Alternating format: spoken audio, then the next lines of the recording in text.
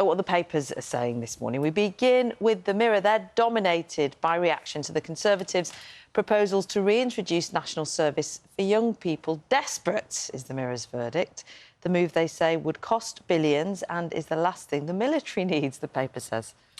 The policy also appears on the front page of The Guardian there, with the paper quoting an ex-military chief who apparently described it as bonkers. Admiral Lord West, a former naval staff chief, said we need to spend more on defence, and by doing what Sunak is suggesting here, money will be sucked out of defence. But the Mail says the Prime Minister is fighting back after criticism of the plan. The article says Mr Sunak has, quote, assured voters that it would open doors for teenagers.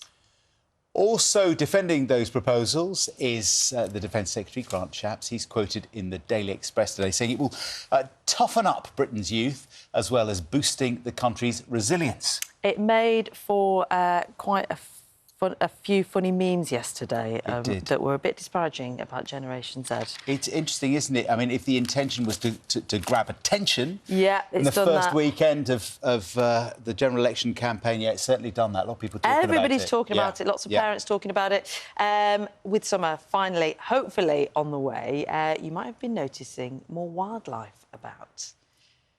Hopefully you haven't got those in your garden, though. These are some of the new additions at Blair Drummond Safari and Adventure Park near Stirling in Scotland. Their names are Nova and Evie. Oh, they are sweet. They are critically endangered lemur pups. They are native to Madagascar and were born back in April this year. That one's doing a little pull-up.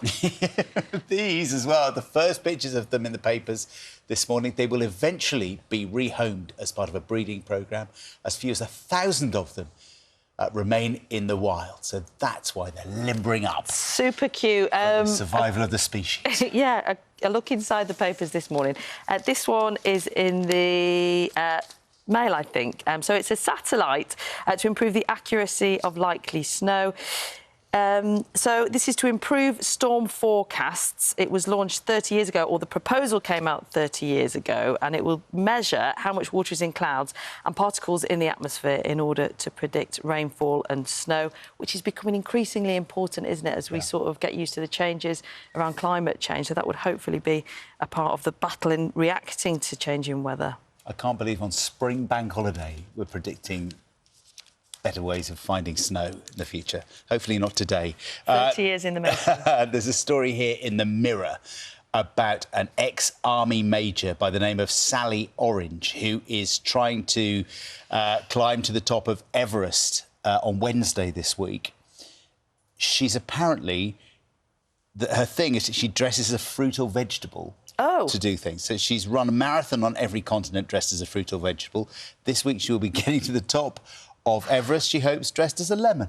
Lovely. Yeah. Is Orange her real surname? Apparently so. She's 50 years old. She comes from Salisbury. Go for it, Sally Orange from Salisbury. She says at the start of the race it's going to be really icy and snowy, so I thought I'd be in ice with a slice. Good on her.